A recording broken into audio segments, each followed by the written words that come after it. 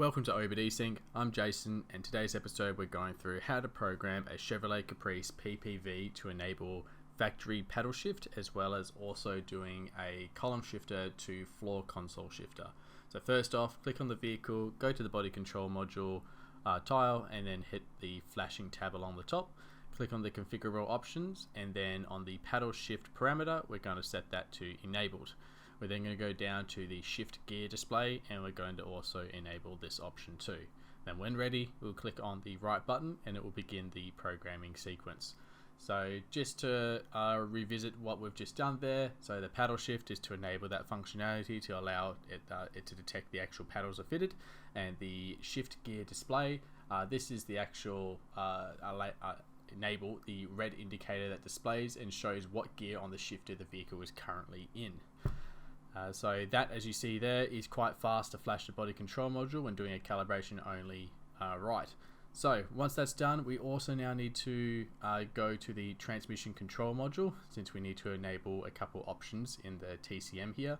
So click on the transmission control module tile, let that load in, and we'll go to the flashing tab along the top again. We'll then hit our configurable options tab, and we'll see we have our two parameters here. So we're going to enable the paddle shift in the transmission computer, as well as the console sports shifter.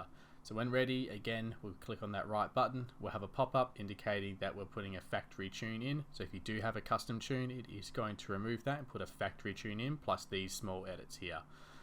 This is then going to start downloading those edits and those calibrations, and then begin the flashing procedure. As we'll see, this does take longer than the body control module and can take a couple minutes if it has to do a whole entire OS, but usually it's about 30-40 seconds, as we'll see in this demonstration here. Now, just to revisit what we've done there, so the paddle shift, we must enable it in the TCM so the actual transmission knows that the paddles are fitted and to be looking for those commands. And then we also have the console sport shifter.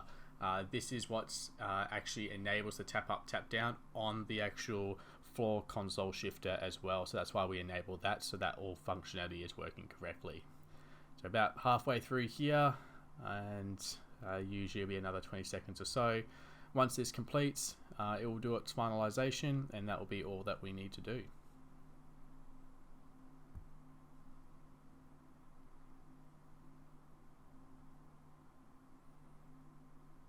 Going up to the last files and finalizing,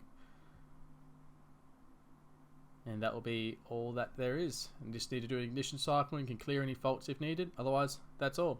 Thanks for watching. Make sure to like and subscribe. Otherwise, we'll see you next time.